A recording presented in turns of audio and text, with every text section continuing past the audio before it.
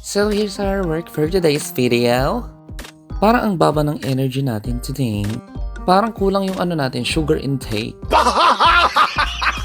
So ang work natin today ay may pa-concert sa isang establishment.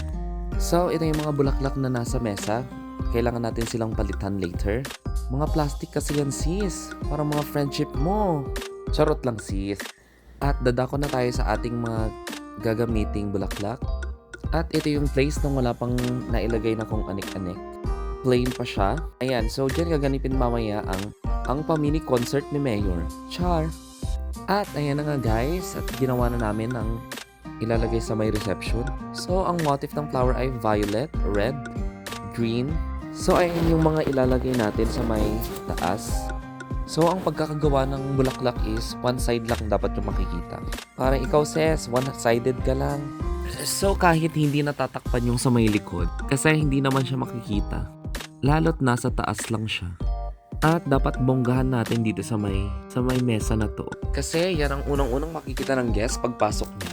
So yung bulaklak ginamitan namin ng hydrangea, amaryllis, viburnum, dahon ng eucalyptus, brain flower, buti pa yung bulaklak may brain.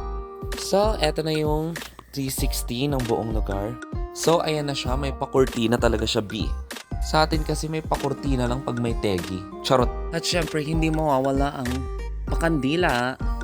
At dumako naman tayo dito sa may dinner. So ayan na nga, abalang-abala si kuya sa pag-ayos ng table. Ayan, mekas-mekas lang yung flower dyan. So ito naman yung view pag nasa second floor ka. At ito naman yung view pag papasok na yung guest sa entrance. Ayan, yan ang makikita mong view pagpasok. Ay, sino na naman yan? So kulang na lang ilagay yung sisiyaw dito sa may salamin. Char! Charan! Dito naman tayo sa may dining area. Dito po maglalafangsing ang ating mga gesserlu at ang ating pa-chandelier. At actually dyan nilagay yung sabaw. Tinikpan ko yung sabaw, hindi naman masarap. Ay na. At dumako naman tayo dito sa may pinakalas na ginawa.